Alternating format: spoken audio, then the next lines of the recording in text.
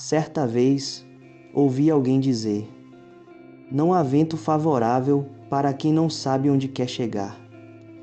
E quanto mais o tempo passa, mais eu percebo o quanto essa frase fala sobre as pessoas que se recusam a mudar.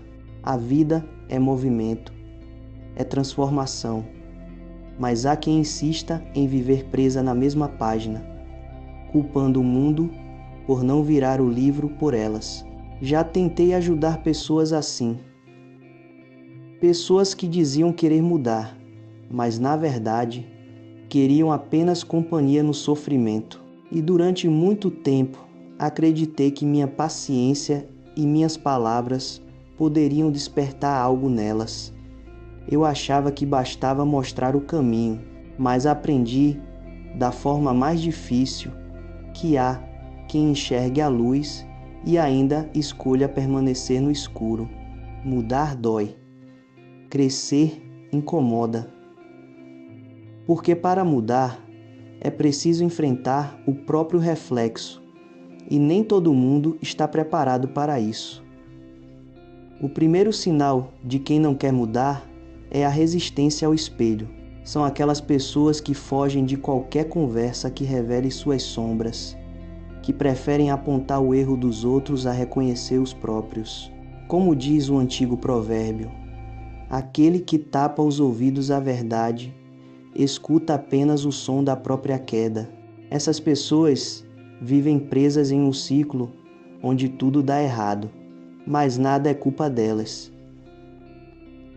São especialistas em justificar fracassos, em transformar desculpas em armaduras. E quando alguém tenta mostrar um caminho diferente, elas chamam de crítica, chamam de julgamento. A verdade é que elas não querem solução, querem consolo. E quando você insiste em ajudá-las, sem perceber, começa a se afundar junto. Porque carregar alguém que se recusa a andar é uma forma silenciosa de desistir de si mesmo. Aprendi que existem 3 tipos de pessoas que você encontra na jornada da mudança.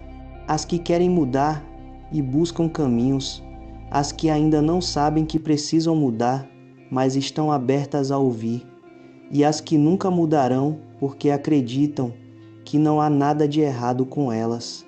E é com esse último grupo que devemos ter mais cuidado. Essas pessoas são como poços sem fundo. Você joga atenção, energia, amor e nada preenche. Porque o vazio que carregam não vem da falta de ajuda, vem da recusa em se responsabilizar. E ninguém pode preencher o espaço onde falta vontade. Muitos tentam justificar, mas é que ele teve uma infância difícil. Ela passou por muita coisa. E é verdade, quase todos têm feridas. Mas as feridas não são desculpas para a estagnação. São convites para a cura. E quem rejeita esse convite, escolhe permanecer doente. Como diz outro provérbio, você pode mostrar o caminho, mas não pode fazer ninguém caminhar. E é justamente aí que muitos se perdem. Confundem compaixão com salvação. Acreditam que amar alguém é suportar tudo, mesmo o que fere. Mas amor não é isso. Amor não é arrastar quem se recusa a dar um passo. Amor também é saber soltar. Muitas vezes, quando você tenta mudar alguém que não quer mudar, o resultado não é gratidão, é ressentimento. A pessoa passa a te ver como inimigo, como alguém que a pressiona, que a faz sentir-se inferior. E então você vira alvo do próprio sofrimento que tentou aliviar. Ajudar quem não quer ser ajudado é como regar uma planta que já decidiu secar. Não importa o quanto você insista, o solo da negação é infértil. Com o tempo você percebe que há uma diferença entre apoiar e sustentar. Apoiar é estar presente, oferecer ombro, oferecer escuta. Sustentar é carregar, E quando você carrega, você se esgota. É fácil se perder nisso, porque a linha entre empatia e autodestruição é fina. Principalmente quando se trata de alguém que você ama. Queremos acreditar que com o tempo, com paciência, com amor suficiente, tudo muda. Mas o amor não substitui a vontade. O amor pode inspirar a mudança, mas nunca pode impô-la. Há pessoas que se alimentam do caos. Elas reclamam da dor, mas têm medo do silêncio. Dizem querer paz, mas se inquietam quando tudo está calmo. É como se o sofrimento fosse o único lugar onde se sentem vivas. E se você tenta tirá-las desse ciclo, elas resistem, como quem tem medo da própria liberdade. Um provérbio africano diz: quem não quer ser aconselhado não pode ser ajudado. E essa é uma verdade que dói aceitar, porque significa reconhecer que, às vezes, o melhor que podemos fazer por alguém é nada. Não interferir também é uma forma de amor. É permitir que a pessoa enfrente as consequências das próprias escolhas. E talvez, só assim, entenda o que você tentou dizer por tanto tempo, mas é difícil. Porque quando se tem um coração bom, o instinto é proteger, é consertar, é resgatar. E por um tempo, você até acredita que está sendo luz na vida do outro, mas chega uma hora em que percebe que está se apagando no processo. E ninguém foi chamado para ser vela no escuro dos outros. Você foi chamado para ser chama no seu próprio caminho. O desgaste emocional de tentar mudar quem não quer mudar é silencioso. No começo, parece apenas cansaço. Depois vira culpa, depois vira desânimo. Até que um dia você acorda e percebe que perdeu a própria energia tentando salvar quem não queria ser salvo. A vida não exige que você mude os outros, apenas que você mude a si mesmo, porque o exemplo é mais poderoso que o discurso. Como diz um provérbio oriental, um pássaro não ensina outro a voar, ele apenas voa. Às vezes, o maior impacto que você pode causar é seguir o seu caminho com sabedoria. Quem quiser aprender, vai observar. Quem não quiser, vai criticar. Mas, de um jeito ou de outro, você continuará livre. Há quem confunda a distância com indiferença, mas nem toda ausência é desprezo. Às vezes, é autopreservação. A distância saudável é o espaço onde a consciência respira. E quando alguém te disser que você mudou, sorria. Porque mudar é sinal de que você está vivo. O que não muda, morre. Se você sente que tem insistido em pessoas, situações ou conversas que só te drenam, talvez seja a hora de parar. Não porque desistiu, mas porque entendeu que cada um tem o seu tempo. E o tempo de despertar não pode ser forçado. Algumas sementes precisam de tempestade para germinar, outras de solidão. E há aquelas que nunca brotam, porque preferem permanecer seguras na terra do comodismo. Mas isso não é culpa sua. Seu papel é plantar, não obrigar o crescimento. Como diz a sabedoria antiga, você pode acender 1000 velas com uma só chama, mas não pode mantê-las acesas se o vento sopra contra. Há pessoas que são o próprio vento, e o mais sábio é não lutar contra elas, mas se afastar até que seu fogo volte a brilhar estável. Entender isso é libertador. Quando finalmente entendemos que não podemos mudar quem não quer ser mudado, um peso se dissipa do peito. Não é desistir de amar, nem de se importar.